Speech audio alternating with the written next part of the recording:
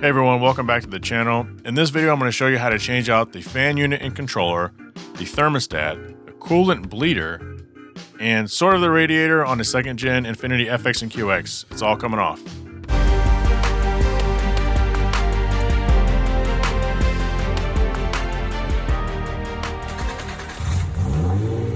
Okay, before you get started, the best thing to do is obviously take the engine cover off so you can have full access to everything.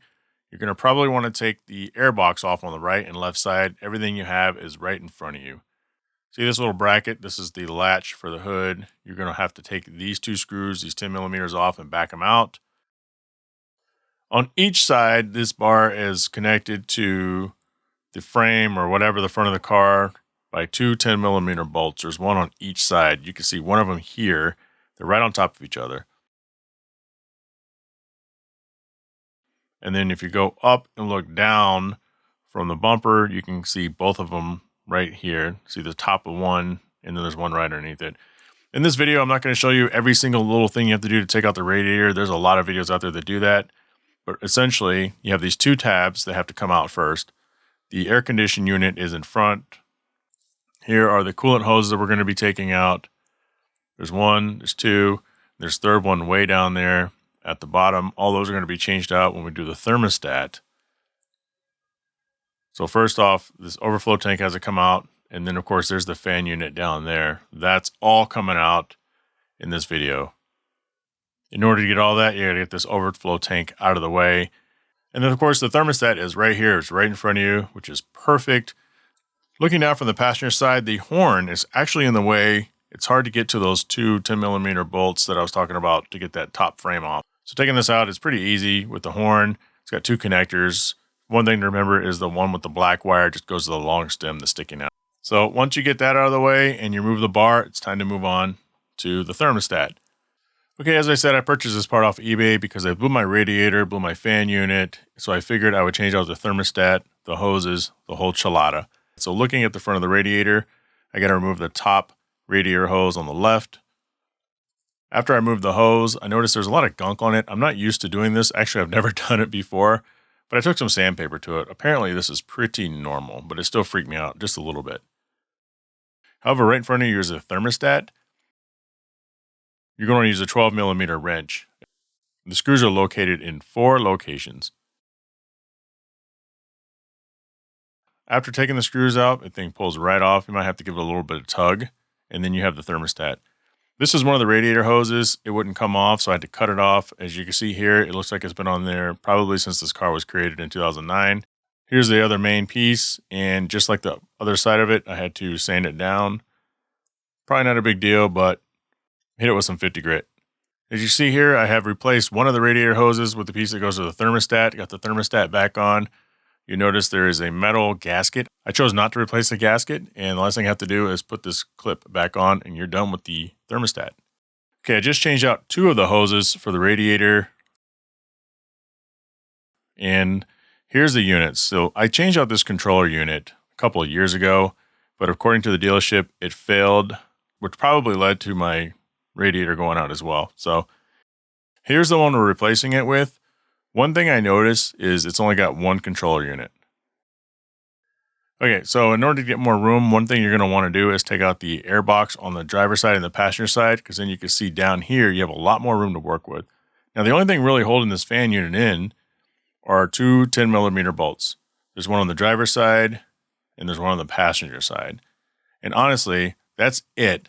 It kind of clips into the bottom, or there's a slot in the bottom for this thing to sit. You'll see it when you pull it out or you look at the replacement one. None of the rest of these connectors need to come off. Really, it's just 2 bolts. 2 bolts and a bunch of zip ties. So looking at this diagram going left to right, I had to break the 2 on the left. There's the connector. You just have to unplug it.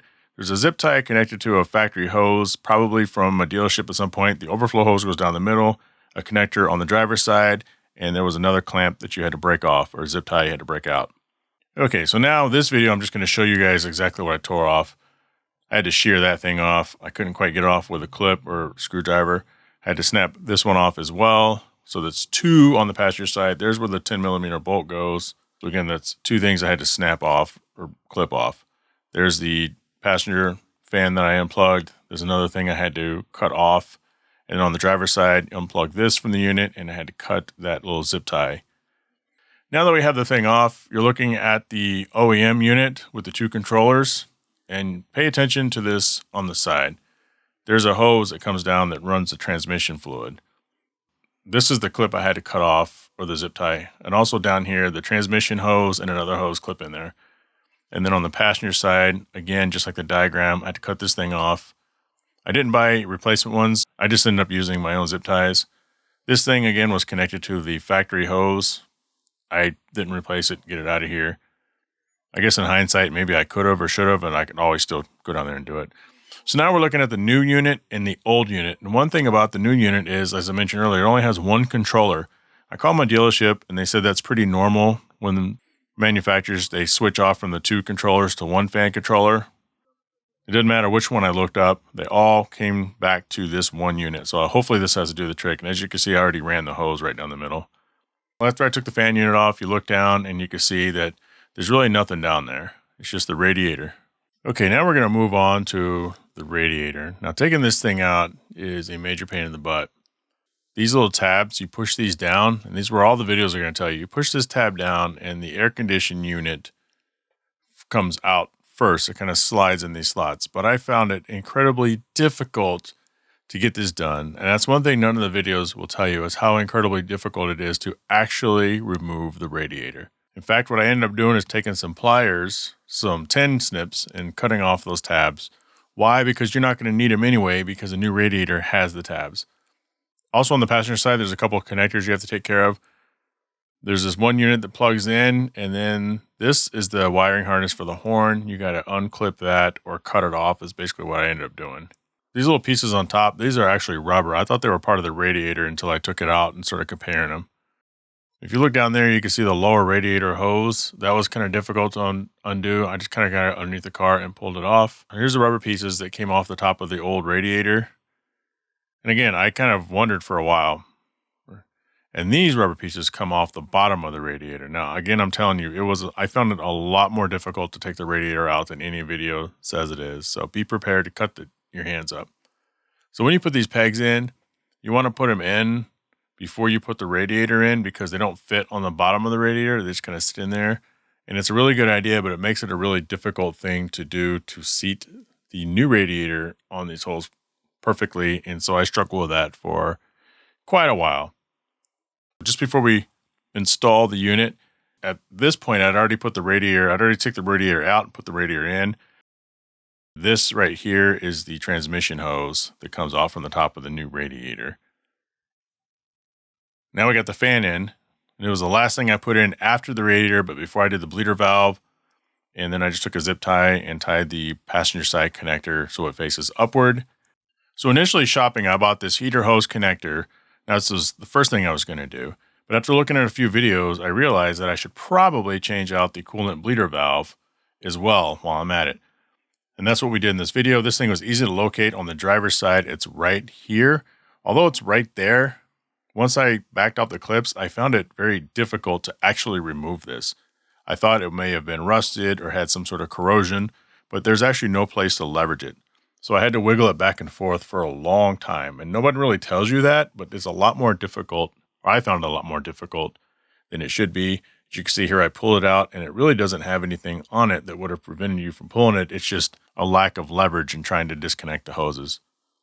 Right now, you're going to look at the aluminum one compared with the factory one. Exactly the same size.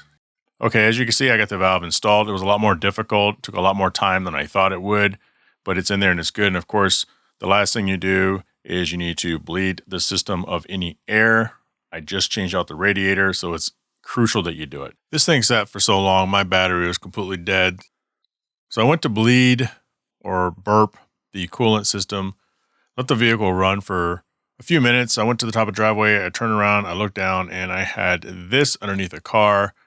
So naturally I started freaking out. Again, I've never done this stuff before. I had my oil changed by the dealership after the car broke down, but I feel like this wasn't the oil. The liquid was red. I looked at a chart, and it had a funky smell to it. So if it's not the oil, it's the transmission fluid or the power steering fluid in these cars. It's the same thing. But I found the leak, and I'm going to tell you guys what it is. I'm going to tell you guys what it is. It's right here, this valve that comes off the top of the radiator. It came loose when I was installing it, 17 millimeters. I tightened the thing up, and once I tightened it and cleaned up the area, started the car, started doing the burping the system. After that, it didn't leak again. I was able to keep burping the system.